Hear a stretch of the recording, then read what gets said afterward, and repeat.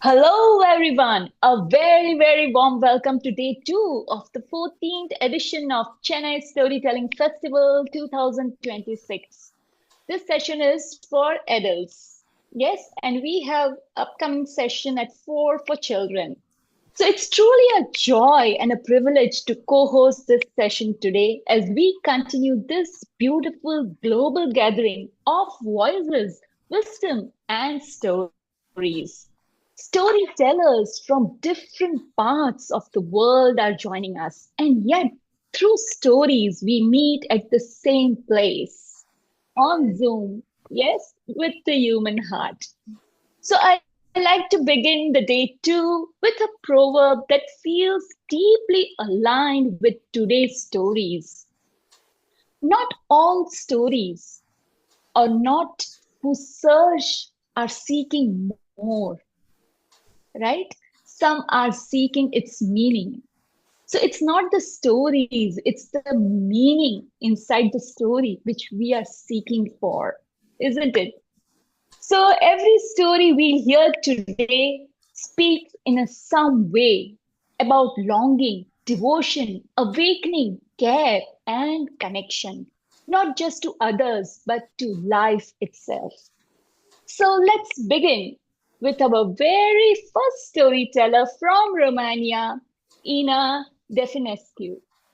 So she is from Romania and she brings a timeless Romanian folk tale that explores humanity's deepest yearning, the desire to escape time, aging, and mortality. So her story title is Youth Without Age and Life Without Death. Over to you, Ina. Thank you, Shital, and welcome everybody. I hope you will enjoy this traditional Romanian story. It has been one of my favorites while I was a child, and I rediscovered it as an adult. And as you said, Shita, I encourage you to search for the meaning, your own meaning in that story. It is a story that, like many other stories in the past, flew down from the sky to find us. And if you just listen carefully, it could change your life. Once upon a time, back when there were kings and queens, there lived a great king and a beautiful queen. They were young, powerful, and deeply unhappy. For though they had everything a kingdom could offer, they had no child. They went to healers and came back with remedies that tasted sweet and remedies that tasted bitter. They went to scholars who read the books, astrologers who read the stars, and philosophers who read the world. Nothing worked. At last, they heard of an old man who lived nearby, wise, stubborn like any old wise man, and feared for his honesty. When they summoned him, he sent word back, whoever wants to see me needs to come to me. So the queen and the king went. The old man greeted them kindly and said at once, "Why do you seek what you seek, my king? Your desire will bring only sorrow." "I did not come for prophecies," the king replied. "I came for a remedy. Do you have one?" "I do," said the old man. "Go back. You will have one child, and he will be extraordinary, and you will lose him." The king and the queen chose to hear only the first part, and they went back to the castle. Soon the queen conceived, and the whole kingdom rejoiced. But before the child was even born, while still in his mother's womb, he started crying, a terrible, relentless crying. No healer could soothe him, and no song could calm him.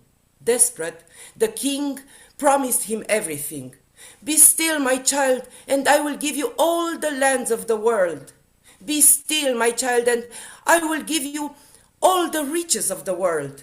Be still, my child, and I will give you brides from every royal house in the world. Nothing worked. At last, in a final, desperate attempt, the king said, Be still, my child, and I will give you youth without age and life without death. At once, the child stopped crying, and he was born. And he was indeed extraordinary. In 1 year, he grew as much as other children grew in 7. What other children learned in a year, he learned in a month. He was brilliant, brave, strong. But when he just turned 15, a shadow fell upon his face. He became thoughtful, distant, restless. And one evening, during a great feast, he rose and said calmly, Father, the time has come for you to give me what you promised at my birth. The king turned pale. But my son, that was a desperate promise. Such a thing does not exist.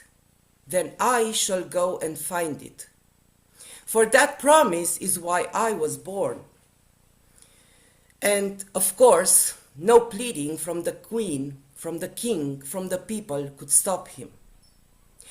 In the royal stables, he went to test the strongest horses, but each collapsed under his hand. At last, in a dark corner, he saw a thin, sickly horse. And when he touched its tail, the horse turned and spoke. What do you ask of me, my master? This was no ordinary horse.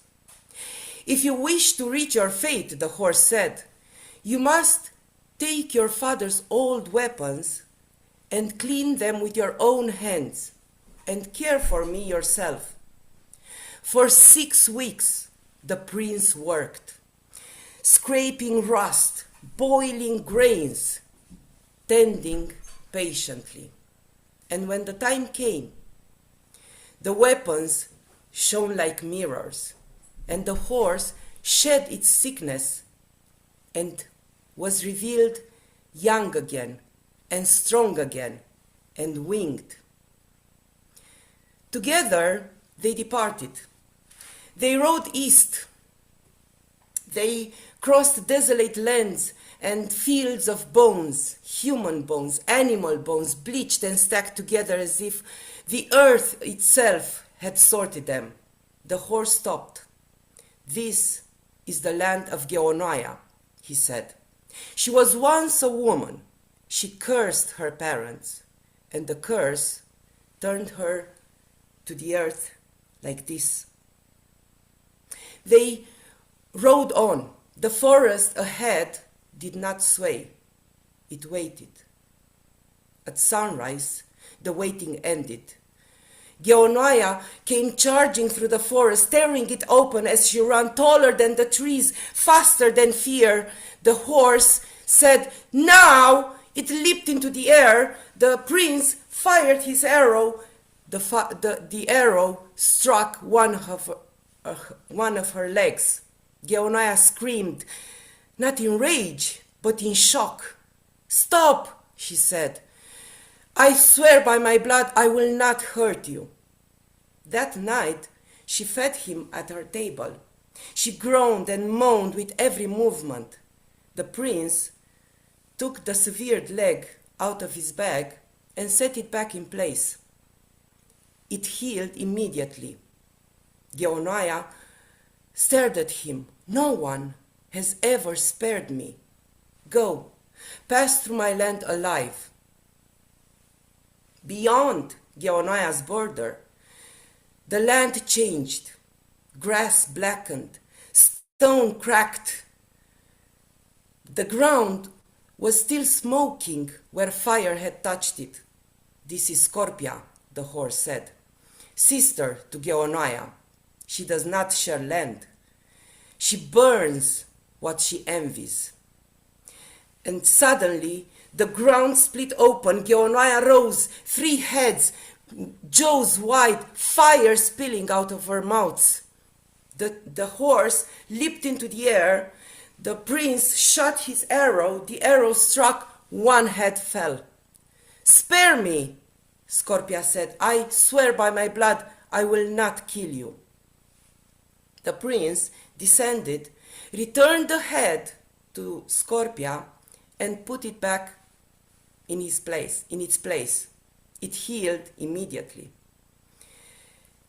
And Scorpia looked at him and said, "You will succeed, and when you do, you will regret it."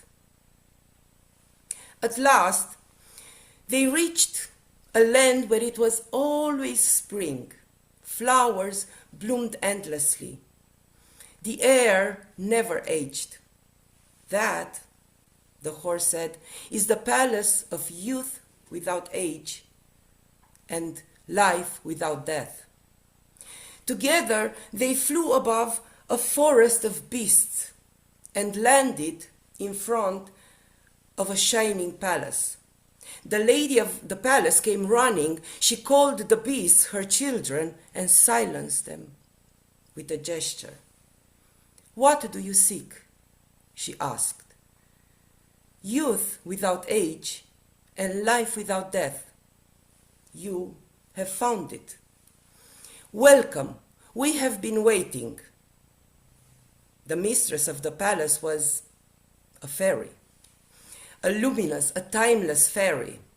And she had 2 other sisters. And the prince, you've guessed it, married the youngest one. And the 4 of them lived there happily for quite some time. And time forgot about him. And he was free to roam the palace and the gardens and the forest and every piece of land. But one place was forbidden. The Valley of the Lament, they warned him. "Do not go there." A long while passed, or what could have been a long while elsewhere. And one day, while he was hunting, he chased a wounded hare.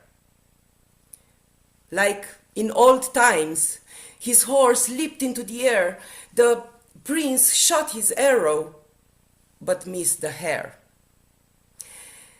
And while chasing him, he went, without knowing, into the Forbidden Valley. At once, longing struck him. He remembered his palace. He remembered his people. He remembered his parents. And no joy could quiet that ache. And no pleading could stop him. The fairies begged, "Your parents have been dead for centuries. If you go, you will never return." Nothing worked. So the prince took his horse and started his journey back. But where there used to be desolate lands and fields of bones, there were now cities built. Sydney, New York, Chennai. When there were forests filled with magical creatures, there were now the Eiffel Tower, the London Eye, the Taj Mahal. And people laughed at him when he talked about magic and monsters. Some of them remembered their grandparents telling them such stories, but they were just that, stories. And as he approached his father's kingdom, his hair turned white and his body trembled. His palace was in ruins. He descended into the cellar. The air was thick, old, unmoving. He felt the wall with his hand, and his fingers struck wood, a chest. He brushed it. Gray clouds came out. He wiped the lid with his sleeve and found the lock. The chest crept open, cold air came out, and from inside, a weak voice whispered, "Welcome. The time was almost here. Had you come any later, I would have perished." It was death. Shrunken, waiting. And death touched him once, and the prince turned to dust.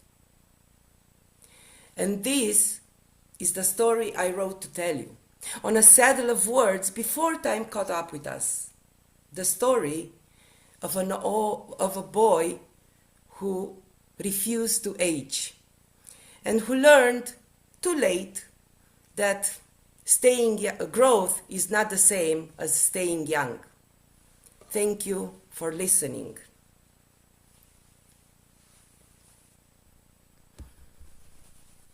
That was a wonderful story, I just loved it. Okay, so my very first question to you is, why did you choose this story for today? As I said in the beginning, it was one of my favorites, Romanian stories, folk tales. We call them Okay. bas. And Okay. As a child, you find certain meanings. You root for the prince. You wish him happiness. But as an adult, I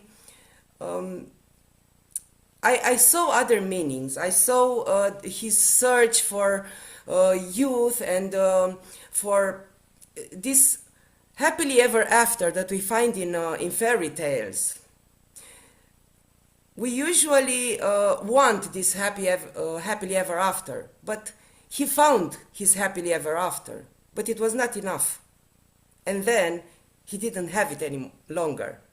And as an adult, you understand these things better, and they struck you differently. And this is why I find it very impactful in adults' life. And I hope it was impactful for you as well. And Absolutely. also as an adult, I found some stories that I consider to be truly Romanian. Hello, David. To be truly Romanian, I found them in other cultures. And I was wondering, because this story, I believe it is Romanian. But do you know of any other such stories that have the same maybe message or are similar to this one? I'm wondering. Yes, that is so true. Yes, no, there are, very similar stories in other cultures as well. And maybe the meaning is the same, but the way of telling, that's why we storytellers are so much, loved, because the way we tell, the way we include our culture thing in the stories, right? So the one message which I would take from this story is that if we were given everything we long for, right? What do we think our heart would still seek?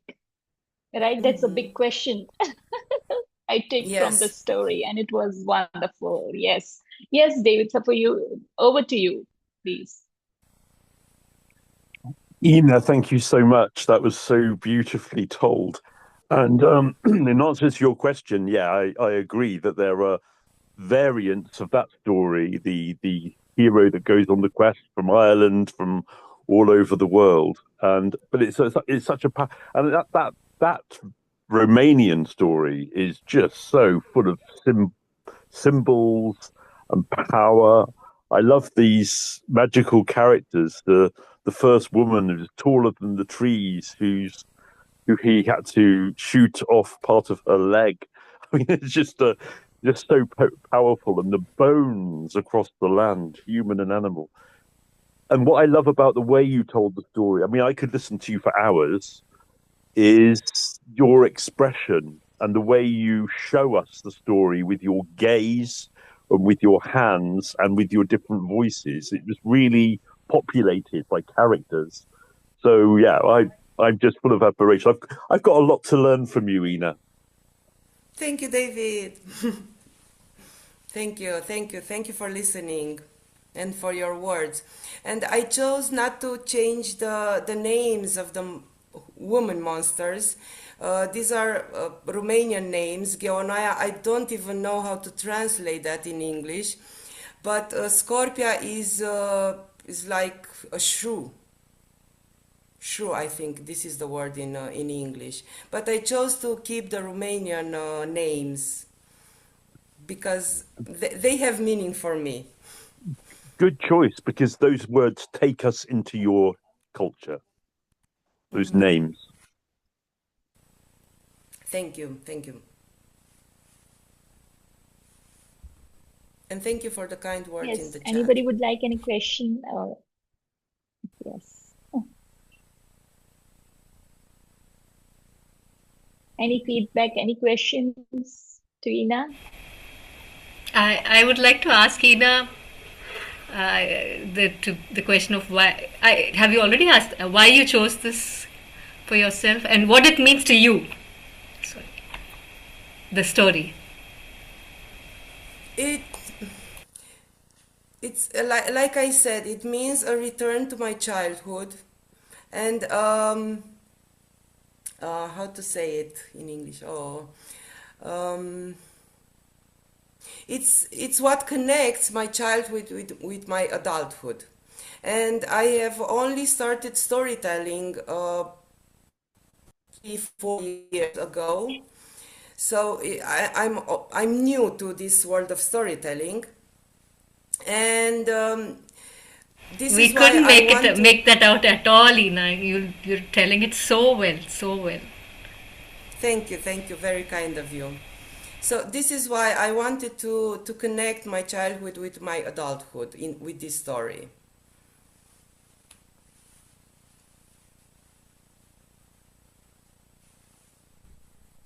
Yes, anybody else would like to ask any question to Ina? Okay, so is our next storyteller ready? I don't see her. Yes, Sheetal, I'm ready. Okay. Okay, so let's move on to our next storyteller from Chennai, our own Divya Anand. She is one of the co-hosts of this festival this year. So she shares a very powerful episode from Hindu scriptures, a story of love, devotion, and the quiet pain when pride enters sacred relationships. This is a story that gently asks us to reflect on how love behaves when it is tested. Right? So the story name is When Pride Weigh More Than Love. It's a Rukmani's devotion from Hindu scriptures. Over to you, Divya.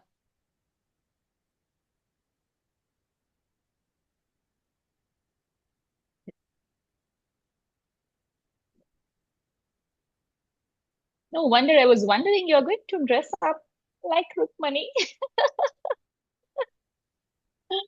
You look lovely, So, Divya. hello all. Over to you. Bhamani, Satya Bhamani. Bhamani, Satya Bhamani. Satya Bhamani. The song essentially means, I am Bhama. I am Satya Bhama. The story is not in first person, but it is the story of Satyabhama. Satyabhama was one of the consorts of Lord Sri Krishna. And she was a very courageous queen. Her courage and valor were very well known. She came from an affluent family, a very wealthy family. And of course, her love for Sri Krishna was vast, was deep. But then, time and again, there would be a small tinge of envy, of jealousy that would creep up to say that she wanted to own him. She wanted to be possessive of him. And why not? Understandably so. He is Sri Krishna.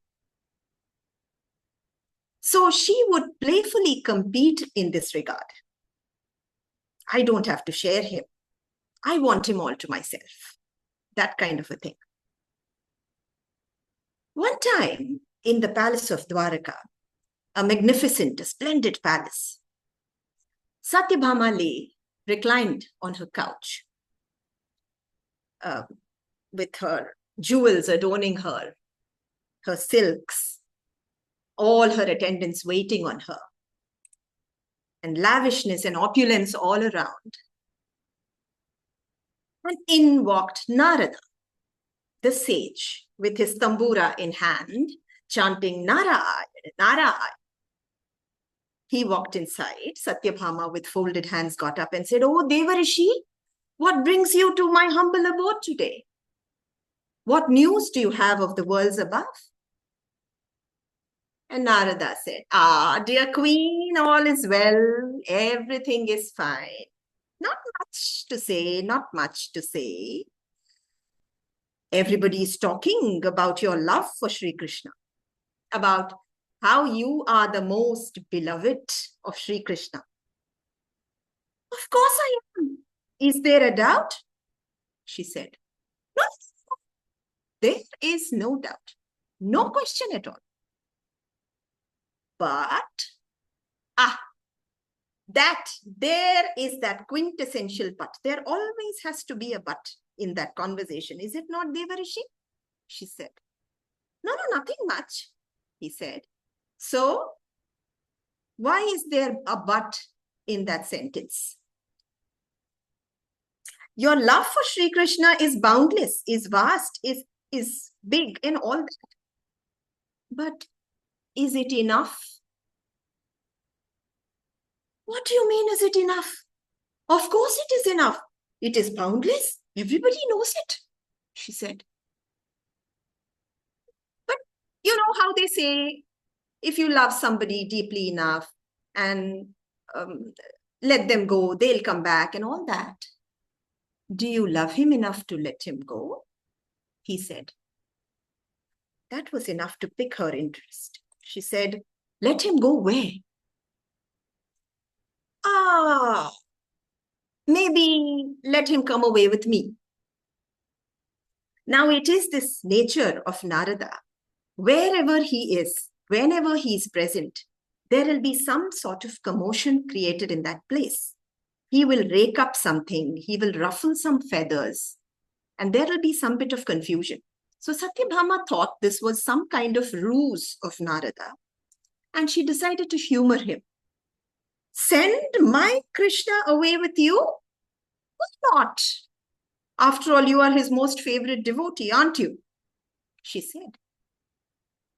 Narada immediately got up with folded hands and said, "Really? Really, my queen? I didn't anticipate this reply from you. Please tell your attendants to inform Sri Krishna to come. Now I have this blessing from you. His thoughts are always on my mind. I chant his name on my lips, and now I shall have the blessing of his physical presence with me. Please tell him to come along with me, and away we shall go to Devaloka," said. Satyabhama put a stop to this. She said, "Enough of this banter, O Narada. We have a lovely meal laid up for you in our dining hall. Please partake of it, rest up a bit, and you may go on your way." His eyes opened wide. "What do you mean, go on my way? I have not come here to waste your time, my time, and everybody else's time. Your word is given, O Devi. With Sri Krishna, I shall head to Devaloka. You have given me your commitment." She said, "I thought you were joking. I didn't anticipate that you would really be serious about this, Devarishi," she said. "Joke? The name of my Sriman Narayana is a joke to you? Narayana, Narayana," he said. She said, No, I cannot send my Sri Krishna away with you. I cannot live one instant without him, O Narada." "Then you should have thought before you committed," he said. "Now what do I do to repair this then?" There. Let me think. Perhaps you can do a Tula Bharam against Sri Krishna and donate all the wealth to a poor sage like me. Satyabhama's eyes opened wide. A Tula Bharam of my Sri Krishna against my wealth and give it all away to you? Poor sage, you are most certainly not, Unarada. But really, my wealth? That's a lot of mice there, dear Bhama. Yes, but that is what I'm asking for, a Tula Bharam. Now, Tula is a physical balance with two scales, and Bharam is the weight. And Tula Bharam is a Hindu ritual that is performed to offer one's gratitude and seek blessings, especially when a vow is fulfilled.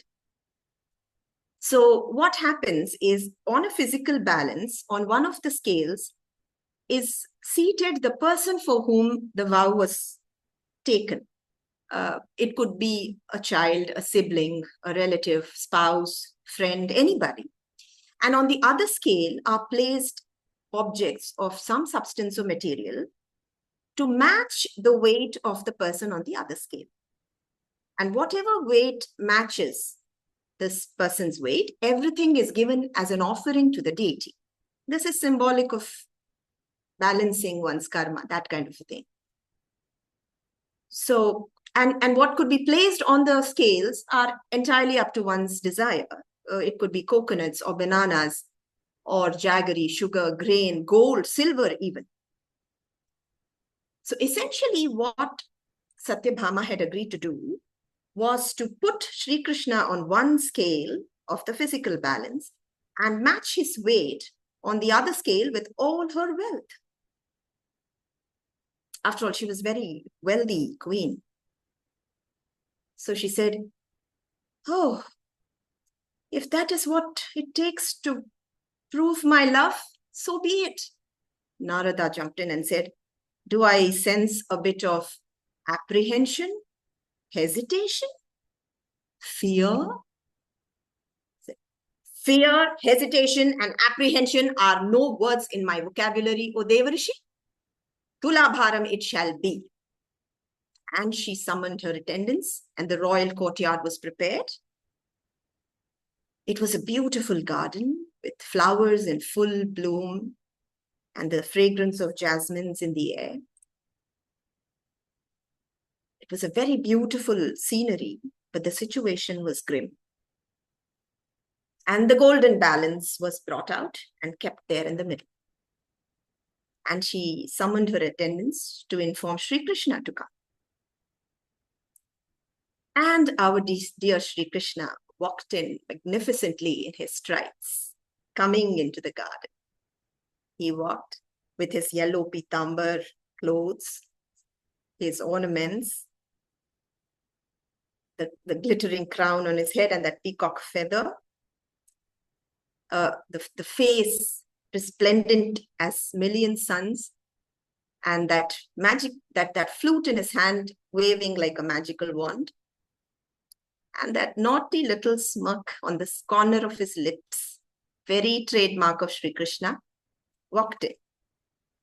Bhama, what do I hear? You're doing a Tula Bharam for me?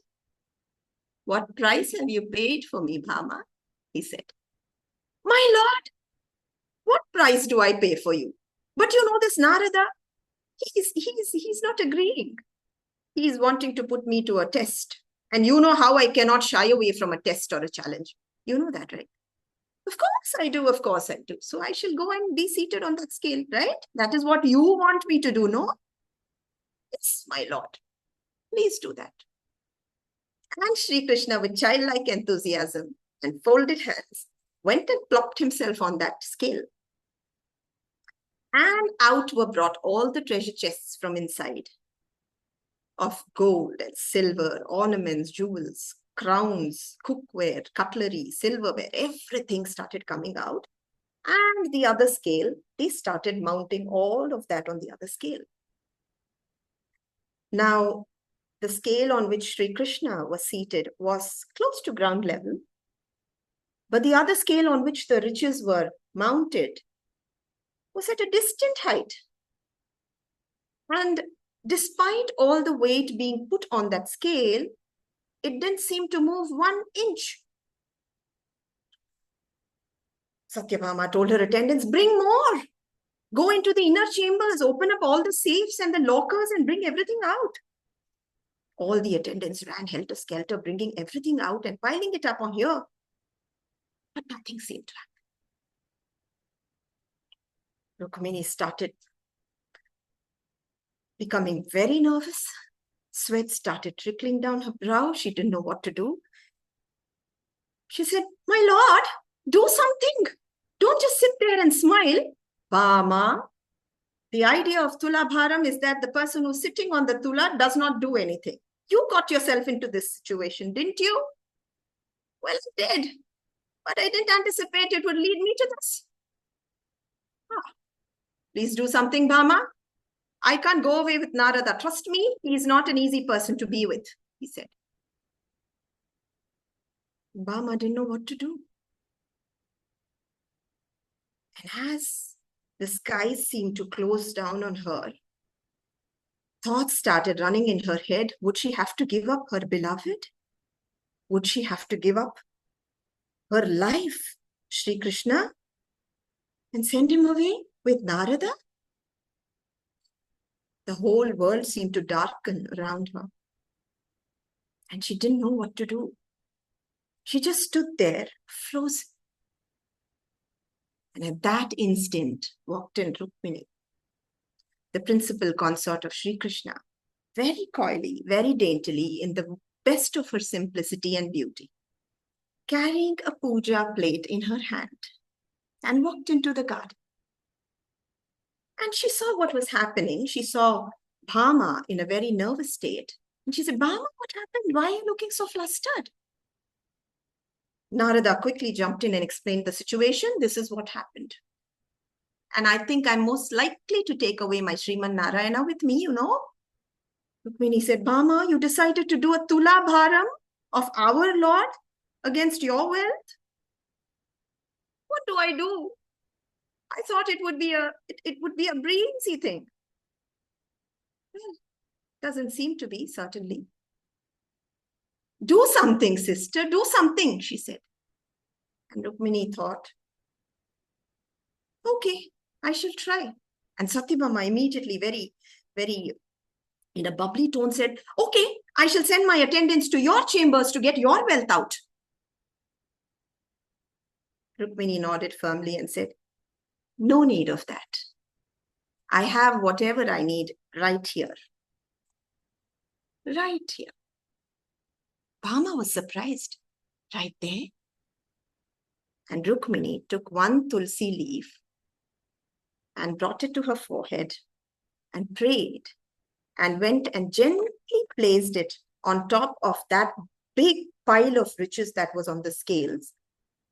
She gently placed the tulsi leaf on top. And lo, behold, wonder of wonders, the scale immediately started. It came down, and as if Sri Krishna was floating on a magic bubble, the scale started to come up very, very easily, and he just floated like that. And in no time, the scales were matched. They were balanced. Everyone heaved a big sigh of relief. Bhama burst out in tears and went and fell at the Lord's feet. Lord, what just happened? A teeny tiny tulsi leaf against all the riches that I had? What happened? Lord Krishna lifted her in his arms and said, Bhama, that was because that tulsi leaf was offered to me in complete devotion, without a means to claim me, without a means to possess or own me. So that is why I was given away automatically. And Bhama realized something there. And he said, love when offered and when expressed is very beautiful. But love, when offered in surrender, becomes divine. And as they both were in each other's arms, sage Narada walked away from the scene, chanting Narayan, Narayan. So that was the story. And the initial tune that I sung, which was Bhamane Satya Bhamane, which says that I am Bhama. This is a piece called Bhama Kalapam, which is widely performed in Kuchipudi dance, Kuchipudi is a dance form of India from Andhra Pradesh. And that piece particularly portrays Satya Bhama's envy and jealousy about how this all comes about. So that was the song, the initial bit that I sang. Thank you so much to you all for listening. Amazing story, Divya. It was superb. So it is told that Krishna's lovely wives, the two wives, one was Rukmani and one was Satyabhama, right? That is what is famously known. Yeah. And Satyabhama is Fact, always, but the story has to. There's, yes. No, but in scriptures also, they do say that these two were the favorites of Krishna. Yeah. So yes, it was amazing. So why did you choose the Krishna story today? It resonated with me. Of course, this is also a sort of realization, that bit that Bhama realizes, that moment of truth, like they say. So it was nice. Normally they say love outweighs everything. Here there was a situation where pride outweighed. So Sri Krishna was not coming up because of that pride, right? So that love had to come for him to rise up. So it was kind of a switching of situations. So this has always been a story that I love. So I thought I will share it today. Beautiful. Over to you, audience. Yes, Tangam. Hi, Tangam. Hi, Divya. It was amazing. And to be very frank, I was just visualizing the whole thing happening in Guruvayur. It was just amazing. And like this said, is widely Tulabharam, practiced in Kerala, actually, Tulabharam. Yes. And like you said, Tulabharam is something, there is so much about Tulabharam. And it is said that if you pray that you would do a Tulabharam, and if you don't, then Krishna will definitely ask in some form or the other. And yes, I personally know that. So I just enjoyed your story. I just simply loved it. Thank you so much, Tangam. Thank you. Hi, Divya. Lalita here. Can you hear me? Hi, Lalita. Sorry, I can't turn on my video, but Divya, it's amazing. One of my favorite stories and so beautifully narrated. In fact, my daughter and myself heard it together, saw it together. We enjoyed it. My daughter also conveys her congratulations Thank to you, you. Lalita. Thank you. Thank you to your Beautiful daughter as narration. well. Thank you so much.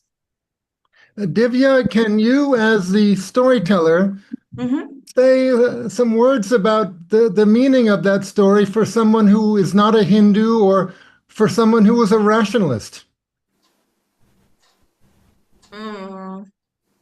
So, like I mentioned, the story revolves around the ritual called the Tula Bharam. So, Tula is essentially means physical balance, like an actual scale on which they weigh things. And Bharam is the weight that is put.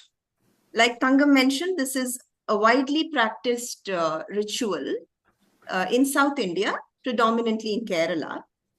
And it is to offer gratitude to the deity. Like in many cultures, if a prayer is fulfilled, a vow is fulfilled, you want to do something as an offering to the deity, right? So Tula Bharam is one of the rituals that is performed. In many cultures, we have breaking of coconuts at the altar or offering certain things. This is also one kind of ritual that is performed. So, so the idea of, sorry? 1 minute. May I add? Eric, actually the basic essence of the story is the true idea of love. So love does not mean that you possess a person. You're not going to be very possessive and you own the person. So a true love which means is you basically surrendering. That's it. So Rukmini's love, she had the true devotion and surrender. So the essence of the story is like Bhama was very possessive and she was very jealous. But Rukmini did not have any possessive nature or jealous nature. Sorry, Divya, to interrupt. I just Yeah, wanted exactly. I was just coming to say that. Yes, absolutely right, Eric. So this is how true love always, outranks any amount of ego or any claim to possess, that kind of a thing. So complete surrender, complete devotion is the idea behind this story.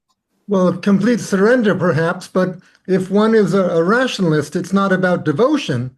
It's about somehow expressing humility in relation to the universe. Yeah. Expressing your humility. May I Yes, hear, Divya? Usha Venkatraman? Yes, please. Yeah. Wonderful. Yes, Usha. Just to answer Eric's, and I don't know if I'm able to, because I too am going to be talking about an ancient story from the epics. See, these stories do not answer all questions, but the answers are encoded. So they're not very simple. They need to be decoded.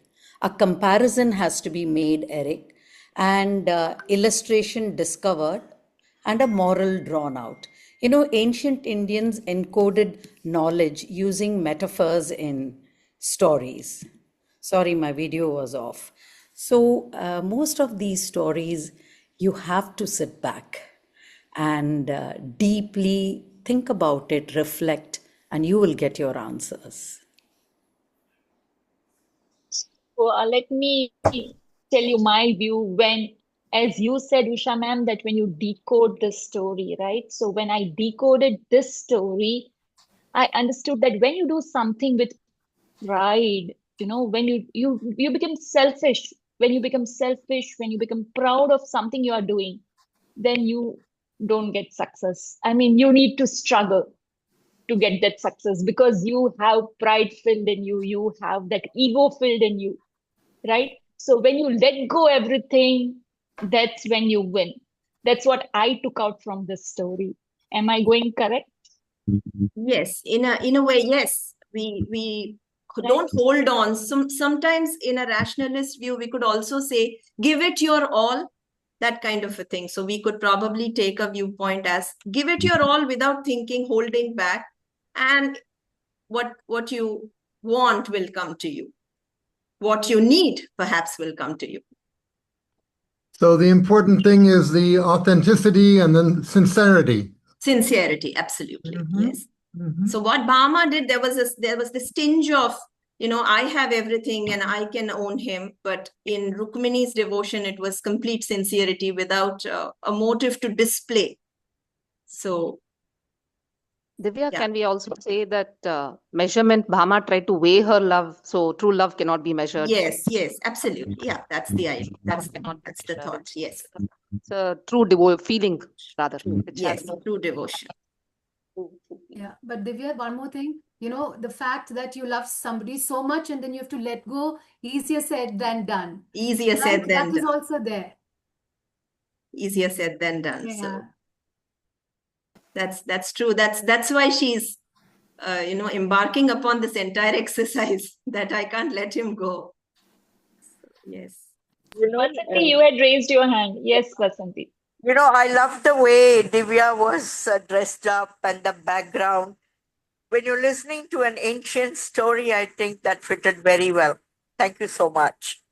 And when you heard the story, Mama was saying all the time, my wealth, my riches, that my portion, how well it merges into another soul or being, I think was very well brought out. And another very nice thing about what Eric and storytelling are doing is that it gives us, when we do it together, it gives us so many interpretations and perceptions across cultures. I enjoyed every bit of it. Thank you. Thank you, Vasanti ma'am. Thank you. So much, Divya, for that wonderful story. Thank you, And shall we Sheetal. move on to the next Thank you, storyteller Em. of the day? Yes. So our next storyteller is Seema Karanth from Bangalore. She is going to tell the story which is adapted from a story by Jeffrey Michael Thomas, Smell the Roses. And it's a gentle, reflective story that reminds us how easily we rush through life, often missing what truly matters. This story feels like an invitation to pause. So, Seema, the space is yours. Yes. Yes. Yes. From the land of magic and then mythology to a modern day story. There are days when everything goes right, and there are days when everything that can possibly go wrong will do. And that's exactly what was happening with Naina, and she was having a tough time dealing with it. She had slept late in the night working on a presentation for a client meeting, and that had gone on and on and on. So she missed the alarm, or did she even forget to keep it? And that led to missing her yoga classes, and then it just set the ball in motion. The milk spilled, her daughter was behaving cranky, her son refused to get up, and her husband wanted that exact blue t-shirt which was in the washing machine. And then it just went on and on and on, and she felt this is just the beginning of day. And she already had the beginning of a headache. And what worried her more was that this was becoming a daily routine, something that was happening too often, and she did not like it. But whirlwinds come and whirlwinds go. Sorting out these mundane issues, the daily chores, she grabbed her set of car keys and rushed through the traffic. But even as she was driving through the infamous Bangalore traffic, she kept hoping and praying that she wouldn't get caught in a jam or something worse. But her mind was actually on that presentation. Would the client like it? Would her boss agree with it? The office politics? It was as if she was driving on autopilot. Her car and her mind in autopilot. She was not looking outside. She just kept going until she had to stop at a traffic signal. The signal had turned red and she stopped and looked out of the window at a sight that shook her, that unnerved her. For there she saw a blind couple holding hands and crossing the road. Not just the couple, there was this young man with a cane in one hand, a small boy on his other hand, holding on to him, letting that small boy guide him. And behind him was presumably his wife with a sling on her shoulder and a small infant in it, she too having a white cane. Now Naina. Ironically, Naina in most of Indian languages means the eye. She had almost a borderline phobia for anything that had to do with the handicap of blindness. And so it shook her and she wondered how this couple braved it all. She kept saying, how did they manage it? How do they even bear with that? And even as she was reflecting on that, she was horrified to see that although the couple and the children, they were supposed to go on the footpath, they had veered straight into the oncoming traffic. There they were going straight towards the oncoming cars, and before she could scream or even shout, she saw that cars from every direction, every vehicle had come to a standstill. It halted, it paused. It was as if at that moment the world froze just to let these four people pass by. She looked around to see if she was the only one who was looking at this, who had that front view, because she was she was in the front, and she saw every gaze turned on that couple. And even as the cars and the vehicles just came to a halt, there was not a sound, not a screech, not a horn, nothing. It was as if time had frozen.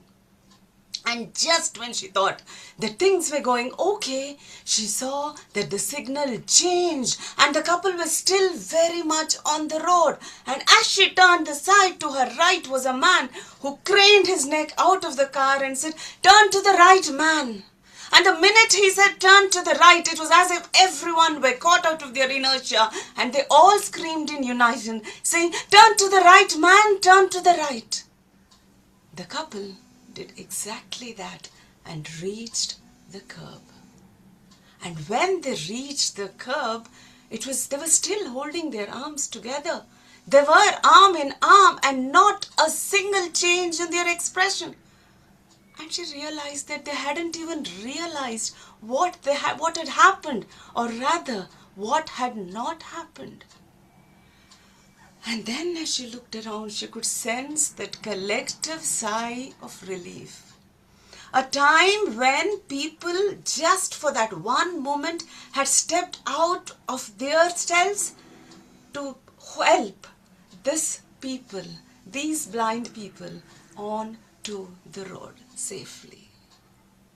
The rest of the day went by in a blur. The presentation went as expected, the meeting went as expected, and then from time to time she just stopped. For she couldn't understand why, but that scene wouldn't leave her mind. And that afternoon, as she was having her lunch by the cafeteria, she went back to that once again. That scene of that couple managing to cross the road. And as she reflected on it, something came to her. They were blind. But what about her? When was the last time she had actually stopped to look? When was the last time she had actually noticed people around her? She couldn't even remember what she had eaten just then. She looked around at the cafeteria. She saw a couple laughing. She saw somebody busy on their laptop. She saw so many people, but she hadn't observed anything at all.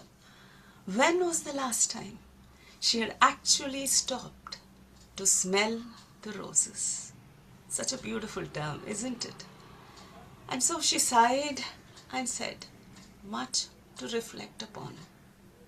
That evening, as she drove back home, she paused. She noticed. She noticed an old couple helping each other climb down the stairs.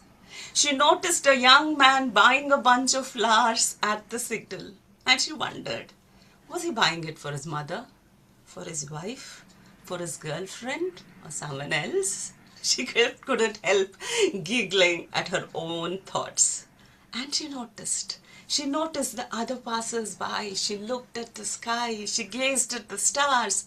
And as she parked her car and walked in towards the apartment, she saw children playing. She saw a father playing with a child, helping him play volleyball. She saw a mother playing with a small child, forcing her to feed, showing the moon and the stars. And she remembered just a few years ago, she had done exactly that. And as she got onto the lift, she could hear somebody's pressure cooker going on. She could smell the masalas being fried somewhere. And she also smiled at the neighboring uncle. "Hi, Uncle Josh, how are you?" she asked. And that man, if he was surprised, for this woman never looked up from her mobile, he did not say anything. And as she stepped out of that lift and entered the house and rang the bell, her children came running to her, and so did her husband. And that smile on her face, from year to year, never left her face for the rest of the day. That night, as she spoke to her husband, as she recounted whatever had happened, he said, "Naina, do you understand something? Do you realize something? Our life is in many ways just like that of that blind couple.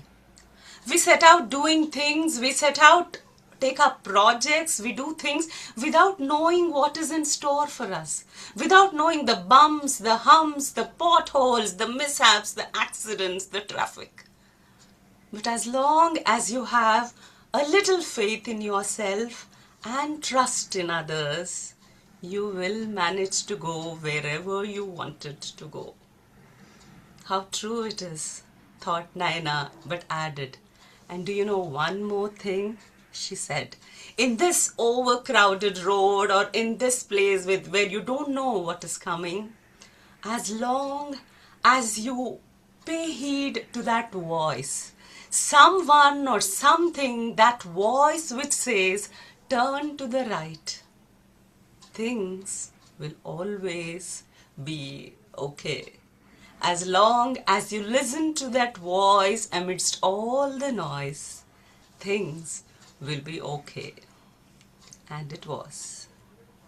So when was the last time you listened to that voice which said, turn to the right? When was the last time you stopped to smell the roses? Thank you for listening. Seema ji, before I give it off to the audience, I would like to say today is the Rose Day. And this is a lovely story to go with the Rose Day. Today starts the Valentine Day week. And today is the first day and it's the Rose Day. So it was a wonderful story and with such a depth in the meaning it gave, So really, sometimes we don't even look at the people, look at the things, which matters the most to us, right? And this is a wonderful story you told about. Thank you so much. Over to you, audience.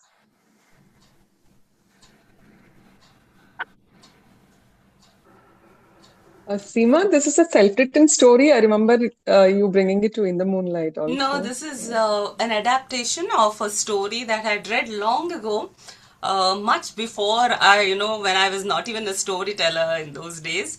And somehow the story stuck. And later on, I adapted it to Indian setting, and I just adapted it, made some tweaks of it rather. Yes. But beautiful tweaking. And what is the original title of the story, Seema?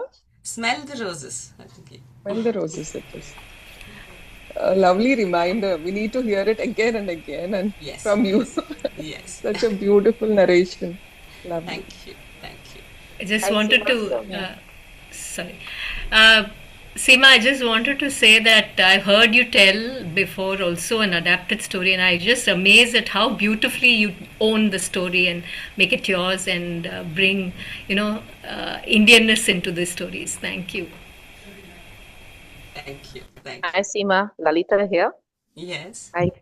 Lovely hearing you, and just reminds us that we all need to get out of our autopilot mode and sometimes slow down to actually, realize what we are doing and enjoy the small things in life. Thank you so much. Thank you very much. Thank you. That was the idea. Beautifully narrated, Seema, and your smile throughout the narration, it was just so pleasing to watch and very relatable. Very, very relatable. Absolutely fantastic. Yes, I think that is what stuck me with the story, that it is so simple. Sometimes we try to find meaning, you need with complicated stuff, Greek philosophy. I don't think so. A small incident like this can have so many layers of, reflection possible. I think that was what really stuck with me. Like I told you, I'd read this story, I think, many, many years ago when I was in college. So when I had no idea that I'd one day be a storyteller or sharing that story. But it's so simple, and yet the reflections that you can have with that is what really touched me. Yes.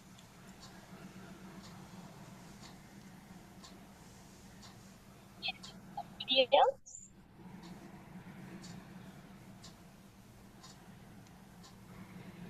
Okay. So let's move on to our next teller of the day. So we welcome Sowmya Srinivasan from Coimbatore, bringing us a powerful folk tale seen through an eco-feminist lens.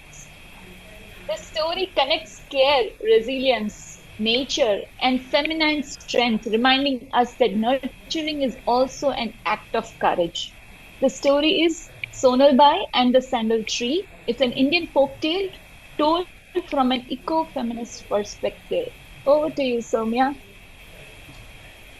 Thank you. Sheetal, I hope you can put that small note. I will. I'm just doing it. Yes. So, very happy to be here. And I tell stories. I collect stories, I should say. Excuse me, Sowmya. 1 minute.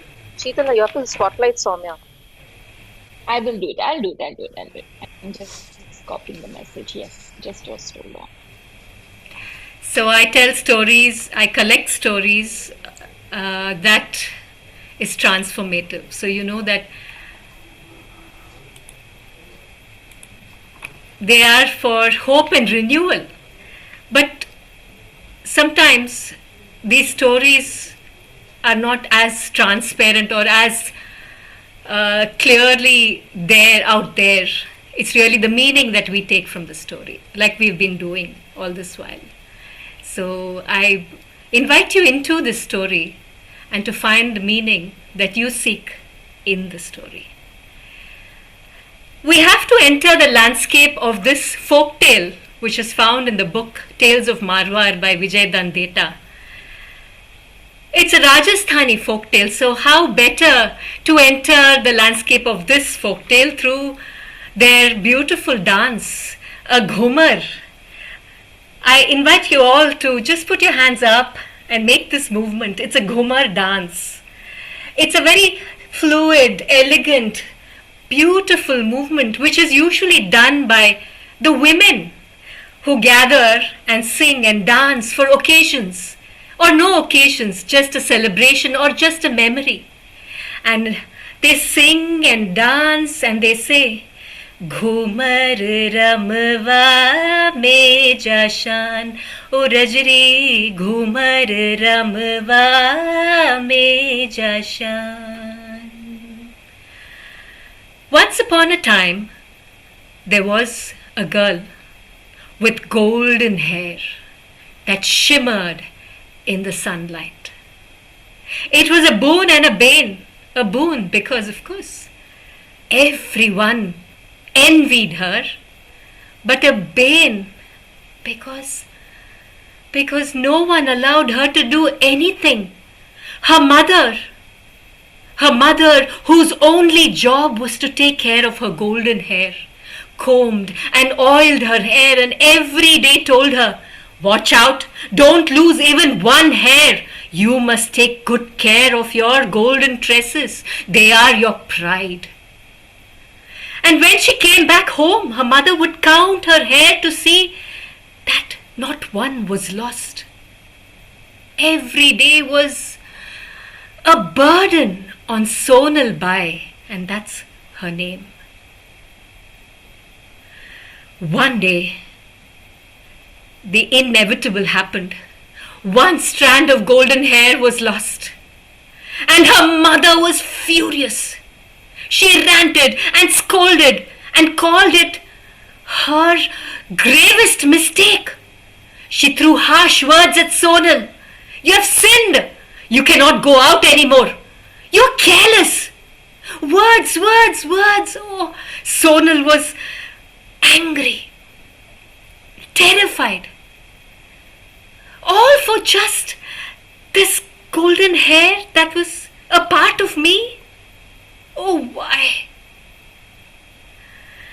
She no longer wanted to live in that house and she stepped out. She stepped out and there she saw her favorite, her best friend, the Chandan ke ped, the sandal tree. She went to it, hugged it and cried. She poured her heart out to that tree and said, take me from here. Take me, O Chandan ke ped, O sandal tree. Take me from here. Then she climbed the tree, sat on the branch and called out to her friend. Climb, re Chandan ke ped, climb up high. Move fast, go quick, take me to the sky. And the tree started growing higher and higher and higher, right to the skies. She stayed there, Sonal Bai, on the branch of that tree, amongst the clouds in the sky.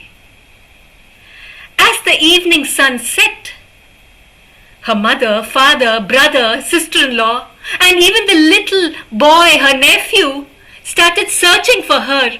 Where is she? Where is she? Where's Sonal? Sonal, bye, they called out. Her brother, knowing that the chandan ke ped, the sandal tree, was her friend, came towards the tree and looked up. What are you doing there? Come down fast. But Sonal would not listen to his words or any of their words. The whole village gathered around that tree. All of them, they said, bring the dhol, bring the nagara, come, let us dance the ghumar. Re, Sonal, come down, now we say come down right away, come down, we all say. But they were commanding her, they were not asking her, they were telling her she had to come down, and she refused. She sat on top, even as her mother called her, even as her father called her, even as her sister-in-law, her brother called her. She stayed on that tree and refused to come down. Suddenly, a sweet little voice was heard. Call the dole, call the nagada, let us all dance the ghumar. Sonal Bhua, come down right away, come down, we say. It was her little nephew. The little boy, the toddler, in his sweet voice he was calling her and speaking to her. And she chose to hear that voice. So now she said, bend down, Re Chandan, bend down, move quick, grow fast, and take me down to the earth. Down bent the sandal tree, and just when all the people gathered there thought she was going to get down, Sonal picked up the little nephew, placed him on her lap, and said, grow up, move up, Re Chandan, Chandan ke ped, grow up, move up quick, grow fast, take me to the sky, take me high. And the tree moved up to the sky and was lost in the clouds.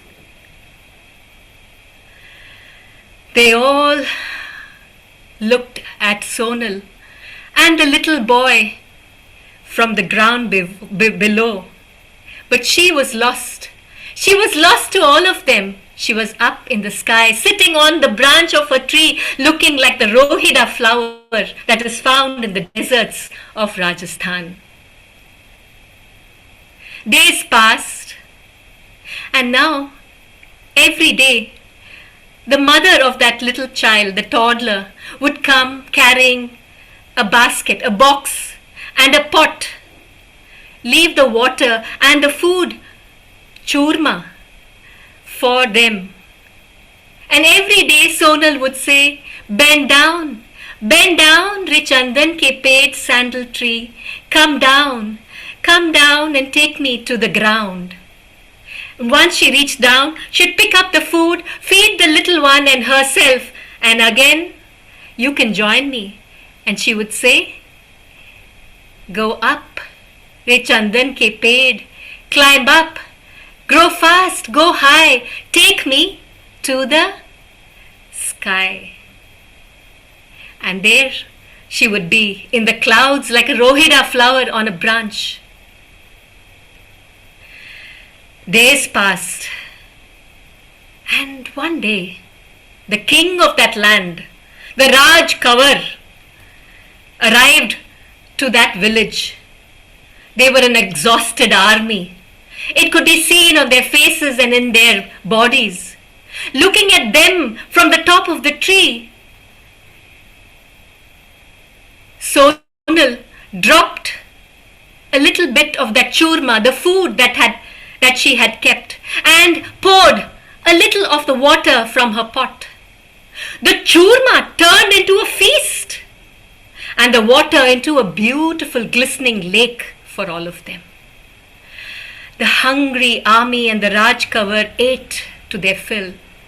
They drank the waters and refreshed themselves. The Rajkavar was curious. How was this possible? Who did this? Who made this possible? He sent out his soldiers to find out. And they all arrived into the village and to her house, and stood there right near the sandal tree, not knowing that it was Sonal up on the tree. Now the Rajkavar was more than curious. He heard what they had to say of Sonal and the girl on the tree. So he decided to climb up. He climbed and climbed, looking under every tree and every branch. He reached and moved one leaf to see a beautiful girl with golden hair and sitting with her nephew, looking like the Rohida flower on the branch of a tree. Who are you? Are you a demon or a Rakshasi? Are you a devil or a Dakati? He said. No, I'm no devil or Rakshasi. I'm no demon or Dakati. I'm just a simple girl from this earth. I fought with my mother and I ran away. I sit here with my nephew, so sweet and innocent. And this, my tree, my best friend, this sandal tree, who always listens to me. The Rajkavar, the king, was smitten. Of course, he fell in love at first sight. So he begged her and said, "Come with me. Come down from this tree and come away. I will take you. I'll give you a life of your choice. You can be and do whatever you please." He had to beg 7 days and 7 nights. And then she agreed. All right, I will. She came down the tree with the nephew in her hand. But on one condition, I will come with you, but I will have my nephew with me always. Very well then, let us be on our way. And the Rajkavar took her and put her onto the chariot. They all climbed onto the chariot and they all went away. She waved goodbye to her village, her people, and even her sandalwood tree. She could say that goodbye because she was going to a new life in any case. Now that journey was long and arduous, through deserts and forests. It was a long, long way off. And as they travelled, the churma got over, and so did that water that she carried in a pot. We'll need to stop sometime, perhaps in the next lake. For my nephew, he needs water, he grows thirsty, she said. The Rajkavar and all the ladies in waiting said, no, no, no. Oh, sweet Rani with hair so golden. Whoever drinks water from this lake, beware. They grow wings and turn into a crow. Should you wish this upon your nephew?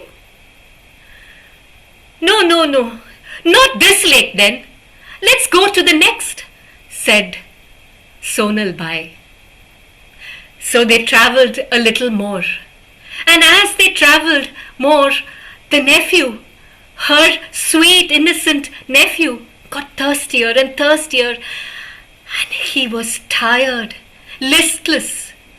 Hurry, she said, hurry, take me to the next lake. But when they reached the next lake, all the attendants and all the ladies in waiting said, No, oh sweet Rani with the golden hair, whoever drinks water, beware. They will grow 4 legs and turn into a dog. Would you wish that upon your nephew? No, not this lake, the next one perhaps. Hurry, she said. And they went further and further. And in the next lake they said again, "No, no, beware, for in this lake, what do you think would happen? He would grow skin and turn into a snake. No, no, not this lake. Go on, go to the next. Oh, please, hurry, hurry. He's dying. Please, please," said Sonal. When they reached the next lake, once again the attenders and the ladies in waiting said, "Oh, sweet Rani with golden hair, whoever drinks water, beware. They grow feathers and a tail, and a peacock they will become. Would you want that of your nephew?" "I have no choice. He grows so listless. He will lose his life. Come on, give me the water. Bring me that water," she said. And so they brought the water from that lake, and she poured it into his mouth. The little boy drank the water, and the moment it went inside, he sprouted feathers and became a peacock. Dancing and trembling and trying his new feathers, the little peacock boy went away into the forest by the lake. Sonal watched her nephew, her peacock boy, go with mixed emotions, sad and happy that he had found his kind. Yes, there were other peacocks there, and he seemed to join them. "I cannot stay, but I will be back. I'll come every day with food and water for my dear beloved. Nephew, you stay here. I will be back." So Sonal went away with her Rajkavar to the new kingdom, and there she lived happily. But she never forgot to come back every day. She climbed her chariot, and this time she had a box made of gold with the churma and a pot of gold with water, which she would bring every day.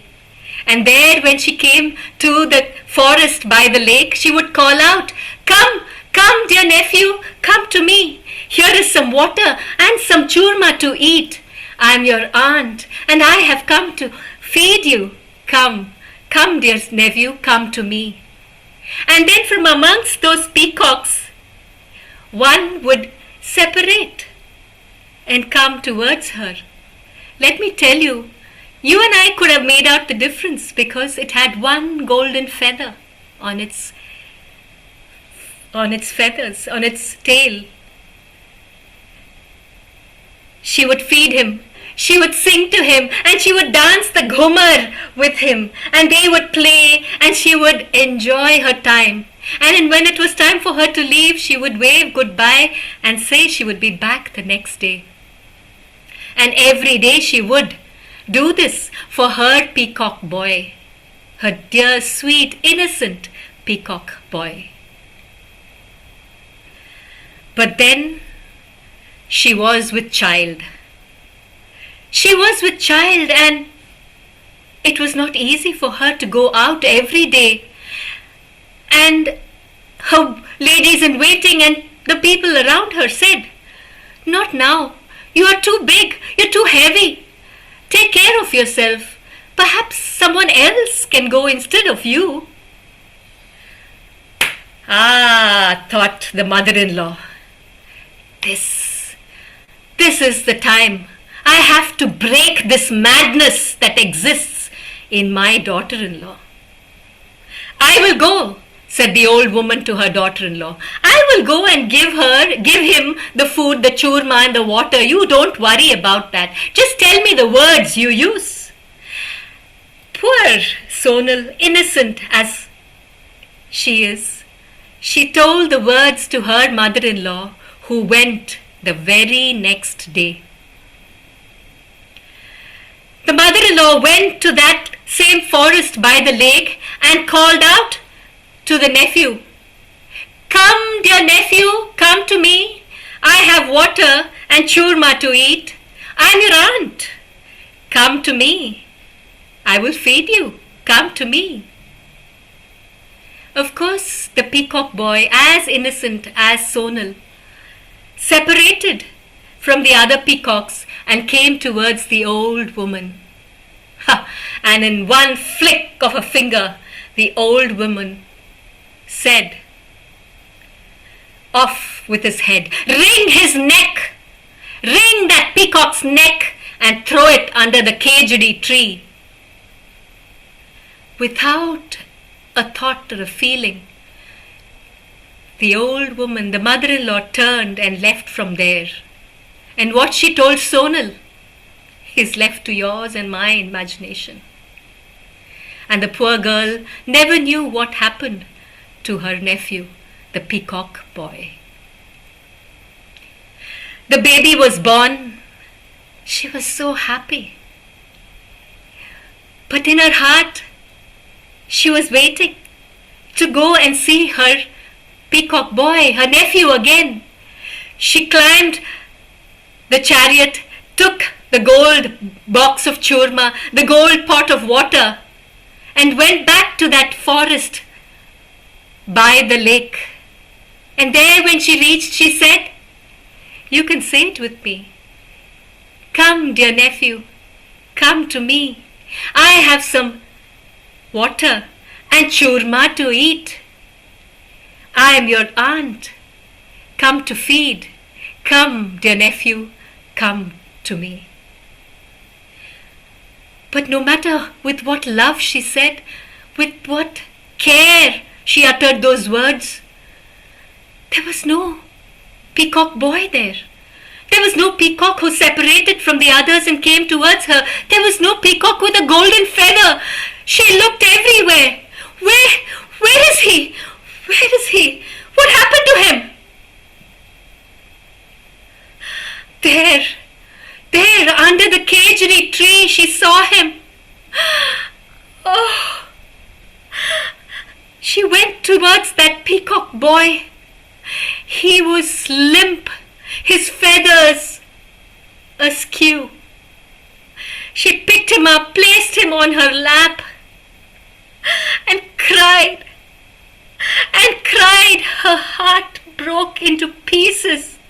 "Oh, what have I done to you? What has happened, my dear boy?"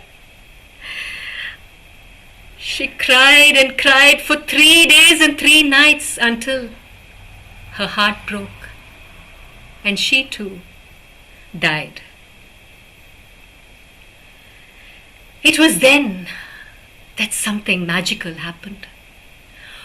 All the peacocks in that forest, all the peacocks gathered together and they danced their feet around Sonal and her nephew, the peacock boy, and when they tapped their feet, it sounded like thunder.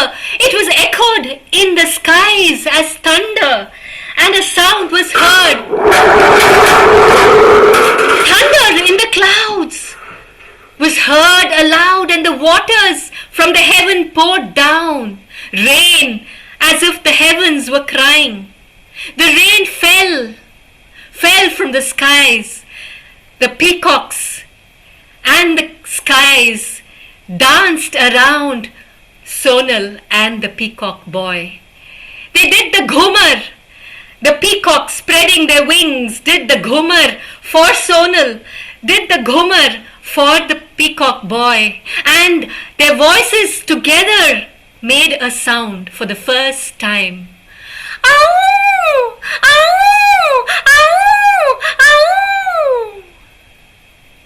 The sound of the peacock is heard because they're telling the story of Sonal and peacock boy. Are you listening? Are you listening to that story? It is the story being told by the peacocks in the forest. And once the peacocks had danced around Sonal and the peacock boy, their tears pushed them down into the ground. And what emerged from there were 2 sandal trees that still stands there as witness. as witness to all that happens to innocence that is sacrificed in the altar of human greed. But this tree also tells us that innocence can be transformed in the altar of human choice. Thank you.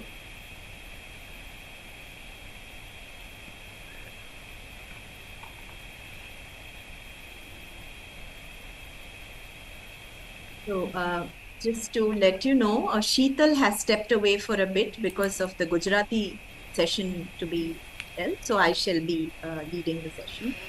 But Sowmya, that was something. We were left speechless, I should say. The gamut of emotions that flew inside. Oh my God, amazing, amazing. And it so truly reflects the how Sonal mirrors the tree herself, right? As a giver, the tree also, despite so much being inflicted on the tree, provides to us unquestionably, right? And so did Sonal to her nephew. Amazing. Yeah, so the story is also not very linear. There is a lot of layers to it, because it also says that the whole thing that happened to the peacock was the peacock boy, the nephew, was also her fault. So everyone has to take responsibility. And there is no black and white in this, and we all are responsible for what happens, what transpires. And that is the beauty of a folk tale, which really captures, I think, lived experiences. It's not so good over evil. It's not so it's not a linear way of looking at this thing. Yeah, that's what I think. I have not changed much, but only the last bit where the image of the peacocks dancing is the only thing I have changed. I have brought into that story. Otherwise, this is the story that was told or captured by Vijay Dandeta in his timeless tale of Marwar. Amazing. The cultural references were so beautiful. The Rohida tree, the Kejri tree, the Rohida flower Kejri, and the Goomer and the Churma, everything. And you could picture the desert there and the lack of water and how she's longing to provide for her nephew. Thank you. So we open it out to the audience. Please. Sowmya, all I have to say, a riveting story. Thank you. I hope you bring this story to us. I will. Because it is so full of, we just did an eco-feminist at the Kala Ghoda Arts Festival, and I think this story sits beautifully with that theme. So fabulous telling, and bravo.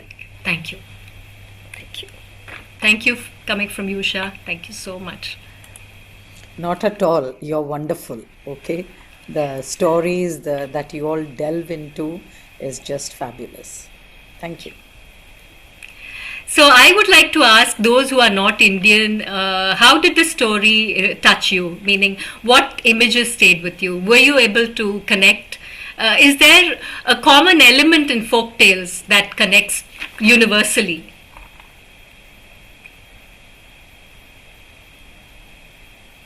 Would anybody want to answer that? Ina, you want to say something? Yes. Yes, I wanted to tell Sowmya. Am I pronouncing it correctly? Yes. Okay. I did find some similarities, but it was so the images were so powerfully Indian. I could say by the way you told the story. In the way you told the story, yeah, for me, I imagined it, but I wasn't able to imagine it in a landscape that is Romanian, for example. Right. My mind went there, in India. And it was really emotional, full of emotions, but it also made me think about some common days problems of women.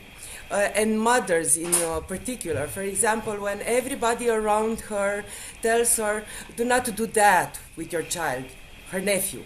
Do not do that, do not do that. And the mother-in-law who comes and, oh, I'm going to cut him out from her life. It's so realistic, and it has been from old ages to the present day. It was amazing. Thank you for the story. Thank you. Thank you. Yeah. Anybody else? So my workshop on 12th is going to go deeper into this story and a couple of other stories. I'm doing heroine's journey, an eco-heroine's journey, and that will not be a workshop. It's not it'll be a teaching kind of thing. It's more of a discussion, sharing.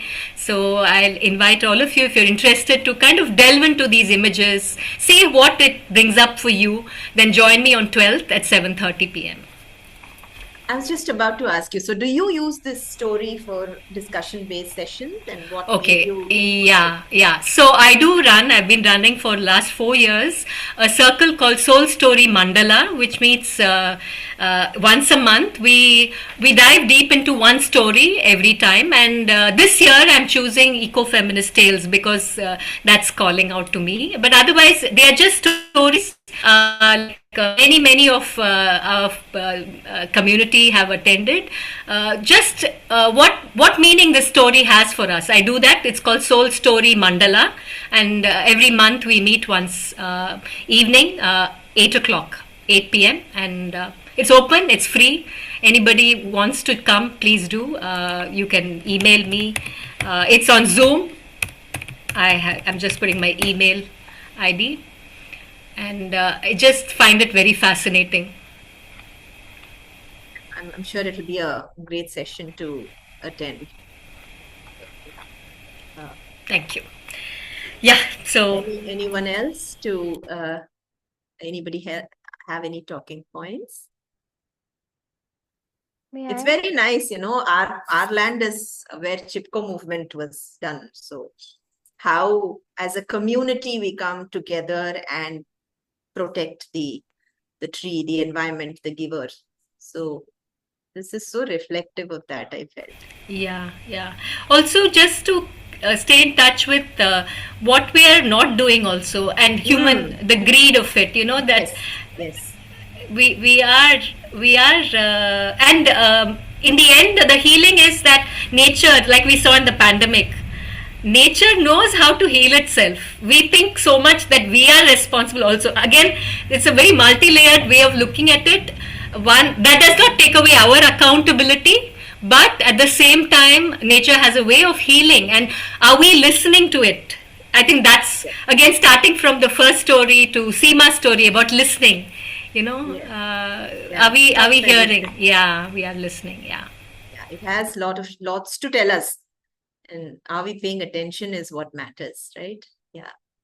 Awesome, Sowmya. Thank you so much. If we can move on to the next teller. Yeah. Okay. So next we have Hema Subramanian from Mumbai.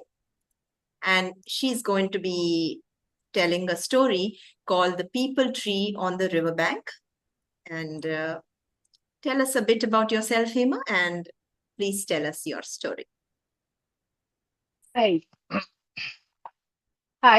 I'm Hema, and I've been in the storytelling world for the last few years.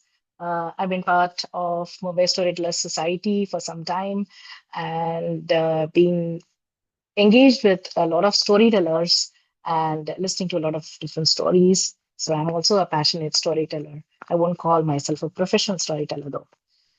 And as we heard all these stories, I'm going to tell you a story in the perspective of a tree that has been standing over there on the riverbank for so many, many years. And yeah, we'll go ahead with that.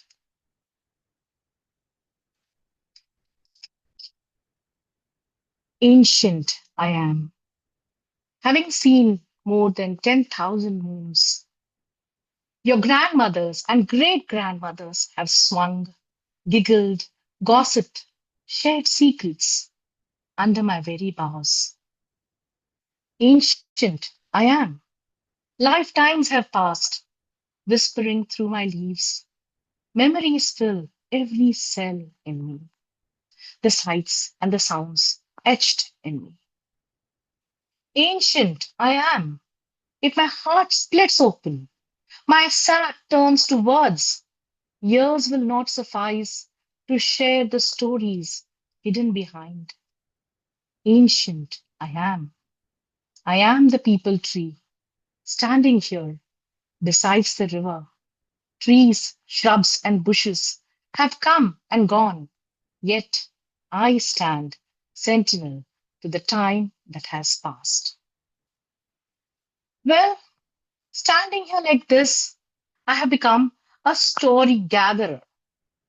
There are days when I feel like sharing my stories with the world. I feel they stifle me if they are untold. Of the hundreds of years and thousands of people who have passed below me, I remember one name that shines in my heart. Rukmini. Ah, my beloved child, Rukmini.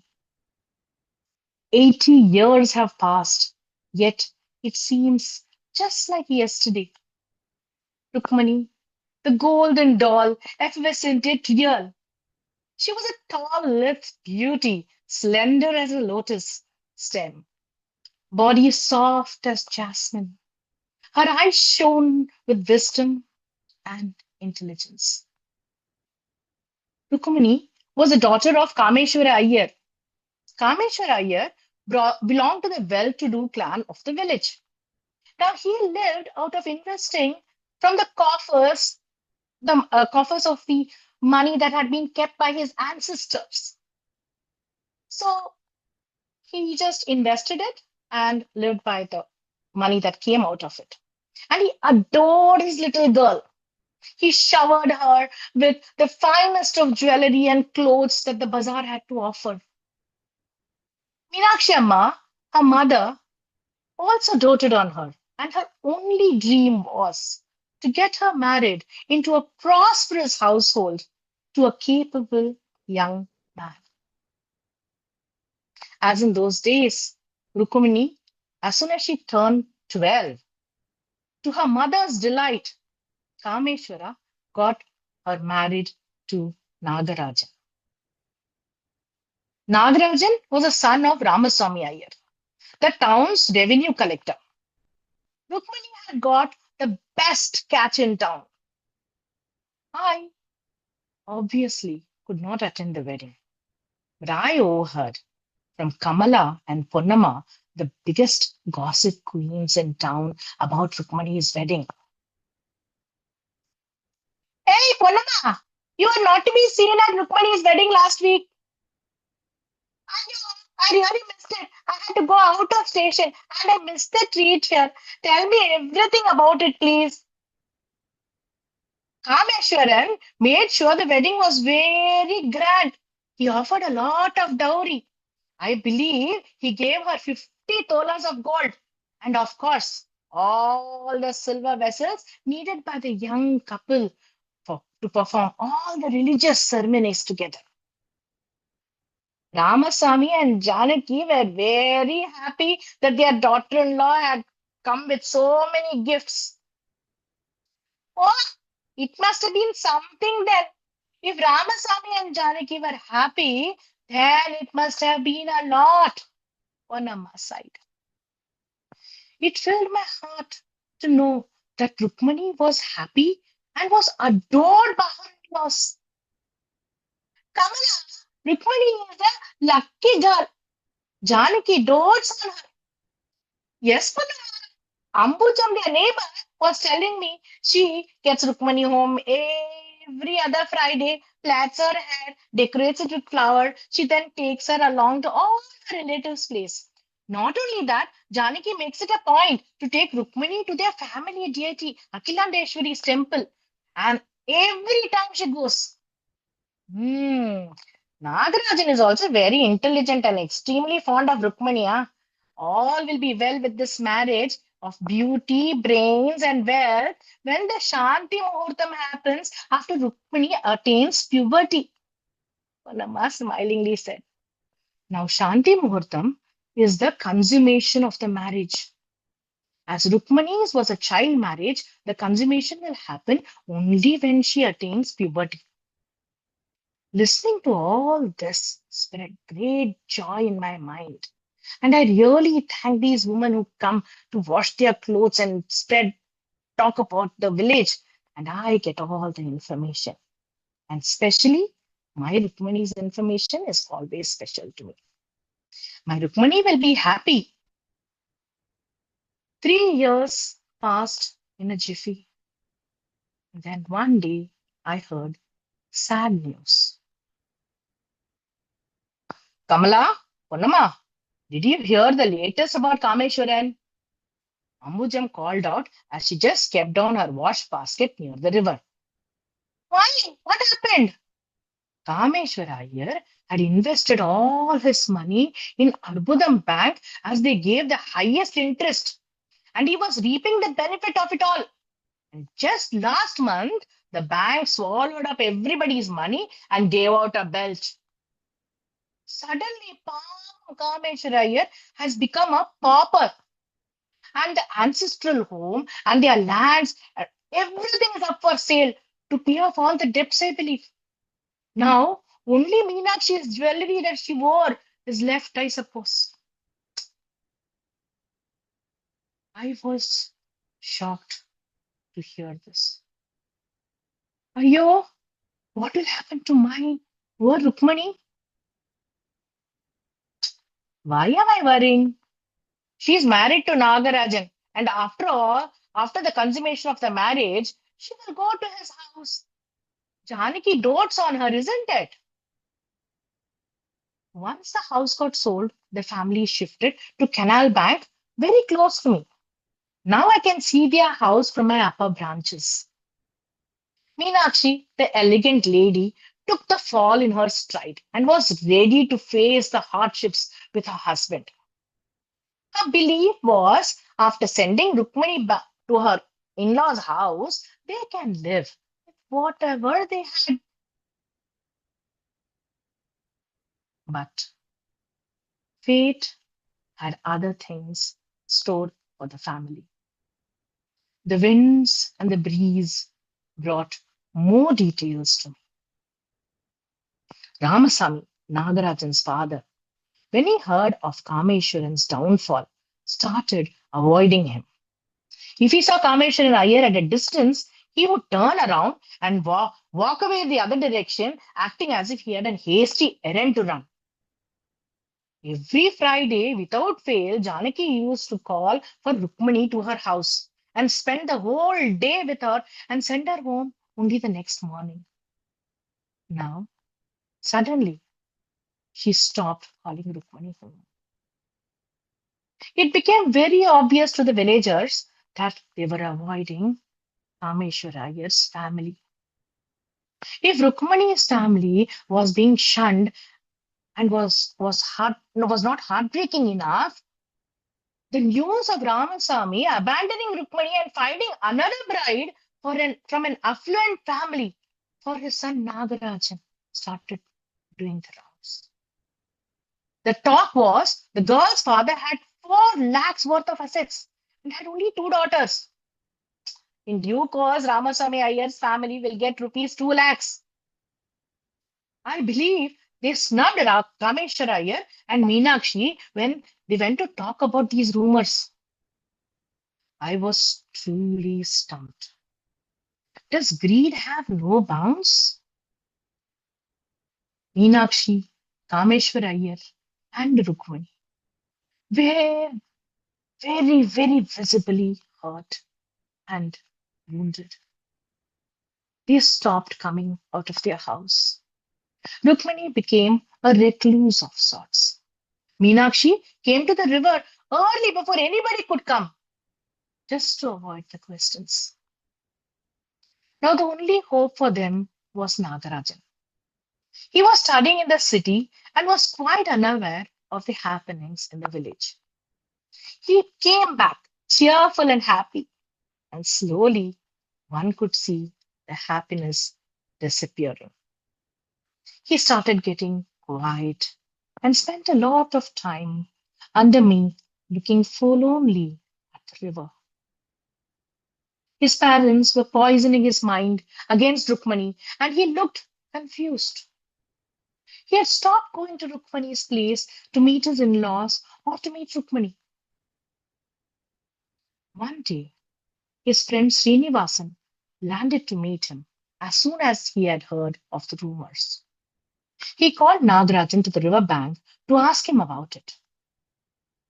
Nagarajan replied, "If Amma and Appa have decided, what will I accomplish by refusing? I believe the girl is pretty and her father has already written out 1 lakh in her name, and in due course she will inherit the other lakh. How can I refuse such a goddess of wealth knocking on my door?" Srinivas was stunned, as I was. He explained that Nagarajan had married Rukmani after committing to the vows in front of the sacred fire. And how could he go against Dharma and Nyaya? Is there no morality left in you? He asked. Nagarajan waited for him to finish speaking. Srinivasan, you too do not trust me? Do you think I will stoop so low for money? I wanted to keep this a secret, but I can share this with you. Do not tell anyone about it. I plan to go with my parents to the wedding, yes, to Manarguri. I plan to sit on the mandapam, but just before, when I have to tie the tali, I will stand up and say no. That would be the biggest embarrassment for my parents. And they deserve it for deceiving me and my sweet Rukmani. My whole being shuddered with relief at this thought. But Srinivasan brought out one important point. But how do you think Rukmani and her parents will feel when they see you leaving for the wedding? Yes, I thought about that, replied Nagarajan. When they think they have lost everything, I will rush back and bow down to them and bow down before my in-laws. Don't worry, I will never ever let my Rukmani down. I want to insult all those mad after the money and only then come back. Srinivasan was not convinced and replied, I don't know, Pa. This doesn't sound right to me. I was happy with Nagarajan's decision. But yes, Srinivasan's words kept ringing in my mind. 2 days later, the whole village was abuzz with the talk about the wedding party, leaving the next day. That evening, post dusk, Nagarajan came to sit under me with a sigh. He was pensive. Soon we heard soft footsteps, and both of us looked up to see Rukmani walking down the path towards us. Nagarajan stood up immediately. Rukmani, why are you here? At a hour like this? Go back. If somebody sees us together, they will think bad of us. Please, please go back. Do not be here. No, no, please don't send me away. I need to talk to you. I never get an opportunity. I saw you sitting here, so I came to meet you. Can I talk to you now, please? Yes, Rukmani, please do. I've been out of my mind with worry the last few months. I thought all my worries will vanish once you get back from the city. I thought you will not let me down, whatever Mama and Mommy may do. What will I do if you also let me down? Saying this, Rukmani broke down in tears. Nagarajan did not reply. Rukmani continued between her sobs. They have arranged for travel tomorrow. You're going, isn't it? After thinking for a while, Nagarajan replied, Yes, I'm thinking of going. When she heard him, she went silent for a bit and that means you will let me down, isn't it? Nagarajan immediately held her hand. Will I ever let you down, Rukmani? But it is also my duty to please my parents, isn't it? That is why I'm going. But you don't worry. I will never cast you aside. You're going to marry again. I shouldn't be worried. You won't let me down. But you will never go against your parents' wishes. What is there for me to say now? She just slumped down and started crying bitterly. Nagarajan lifted the limp Rukmani and clutched her to his chest. What can I do? Rukmani lifted her head. Sorrow and grief filled her eyes. Nagarajan was silent. Rukmani moved away and said, I don't have anything more to say. You're not saying you will not go to Manargudi. My fate is sealed. Saying this, she walked away. Nagarajan's face was in turmoil. He called out, Rukmani, hi! But could not let the secret out. I stood there, helpless. In the morning, I woke up to a commotion. The first thing I saw was a sari floating on the river. It was Rukmani. My heart pounded. My worst fear had come true. Rukmani had given up her life. As the word spread, Nagarajan came running, dressed in wedding finery. He lifted his beloved Rukmani and wailed, Oh my love, why did you not wait for me? Why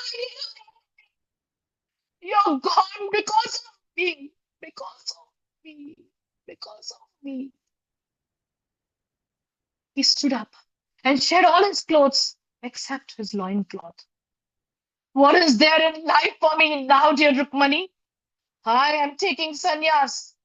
And he walked away, leaving Ramaswamy, his father, stunned and shocked.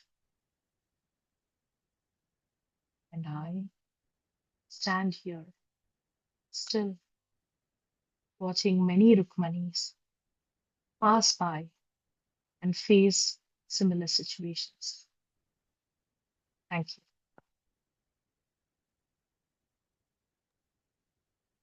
That was a very, very beautifully narrated story, Hema. Full of emotion, and how the tree stands as a silent spectator among all the emotions that are going around. Shall we open it out to the audience? But I'm afraid let us make it a little quick because the next session for children's storytelling is to start.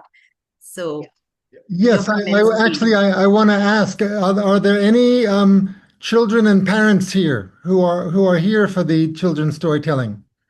If you have your camera turned off, maybe you could turn it on. Aha, you're here for the children's telling. Okay, well, we'll just do it for 2 minutes, Eric. Yes, yes. We'll have a quick discussion. Share their comments, please. We'll have a quick discussion, but going forward, really, the storytelling should be 14 minutes at most. And we really want to emphasize the discussion because it's a teaching and learning festival.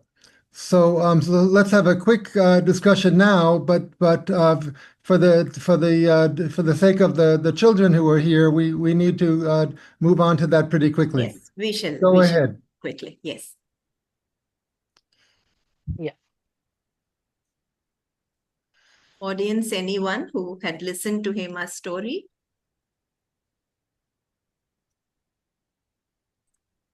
So, may I, Divya? Yes, please go Yeah. ahead. So, Hema, Mm. I knew I had no clue about the story that you were telling. Why did you choose this story? See, the best thing that fascinated me was the tree watching the lives go through.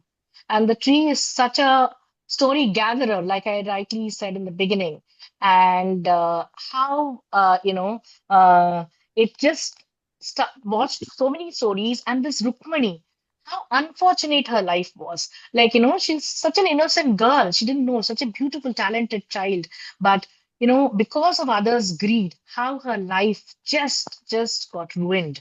And Nagarajan, because he couldn't stand up, and he was not, he wanted to keep it a secret, and it was so foolish of him. He just needed to tell her at least, and that was his mistake. So this was the unfortunate events that unfolded really pulled me to this story.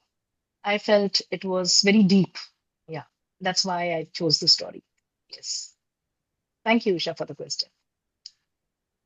Anyone else? Thank you, Hema. Divya, I can't resist myself. Reminds me of Tanya Bhatt's beautiful storytelling tree song. The story tree has many eggs in its nest.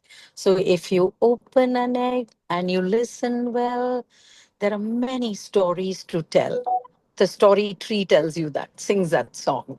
So it's like that. Thank you. Very well said, Usha. Thank you so much, Hema, for that Thank you very wonderful much. story from Vavisu Iyer. I presume Yeah, you've written Vavisu it Iyer. in your Yes, Vavisu Iyer. Yeah, Vavisu Iyer.